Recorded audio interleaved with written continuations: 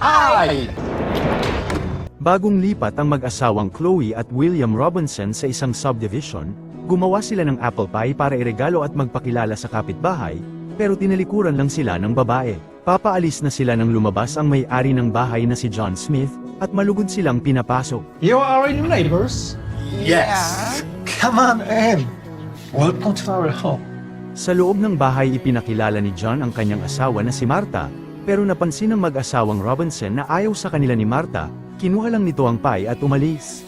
How about a drink? Why not? Maybe I will go help Marta in the kitchen. Pagdating ni Chloe sa kusina nakita niyang may inilalagay si Martha sa basurahan, pero naagaw ang atensyon ni Chloe sa magandang nakadisplay na set ng mga tinidor at kutsara.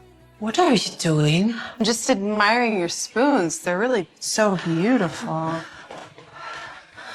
2, 3, 4, 5, 6. Nanliit ang pakiramdam ni Chloe na pinagdudahan siya ni Martha, lalong sumama ang kanyang loob nang makitang itinapon lang ang binigay nilang regalo. Ipinaalam ni Chloe kay William ang tungkol sa regalo, kaya agad nagpaalam na lang sila kay John, pero nang papalabas na sila. Silver, family spoons, they're gone. Are you sure? I had 12 spoons in the dinner set and now there are only 9. Confess to what you've done.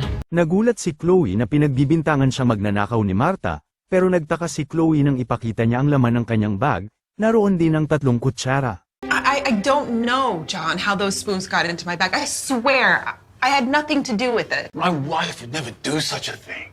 Sinabi ni John kung tatawag siya ng pulis siguradong kakalat ang balita at mapapahiya sina Chloe, pero hindi tatawag ng pulis si John kung aalisin na Chloe at William sa subdivision.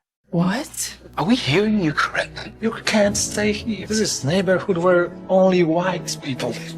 Malinaw na kina Chloe na ayaw ng mag-asawang Smith sa katulad nilang iba ang kulay, ginamit ni John ang issue para umalis sila sa subdivision. Hindi pumayag si Chloe, bagkus pinili nitong tumawag si John ng pulis. Excuse me? My wife said, call the police. Okay, this is your choice. Ilang saglit pa dumating ang mga pulis, itinuro ni Martha sina Chloe at William na magnanakaw, pero laking gulat ni Martha sa natuklasan. Lieutenant Robinson, what happened? Hindi alam ng mag-asawang Smith, isang mataas na opisyal ng kapulisan si Chloe at kalilipat lang ng destino. Nagtanong si Chloe kung inilagay ni Martha ang mga kutsara sa bag. No, I didn't touch it. Nagutos si Chloe sa mga pulis na dalhin sa presinto sina Martha para kunan ng fingerprints. Kapag may nakitang fingerprints ni Martha sa bag ni Chloe, mahaharap sila sa kaso. Kinabahan si Martha dahil ang totoo siya ang naglagay ng mga kutsara sa bag ni Chloe.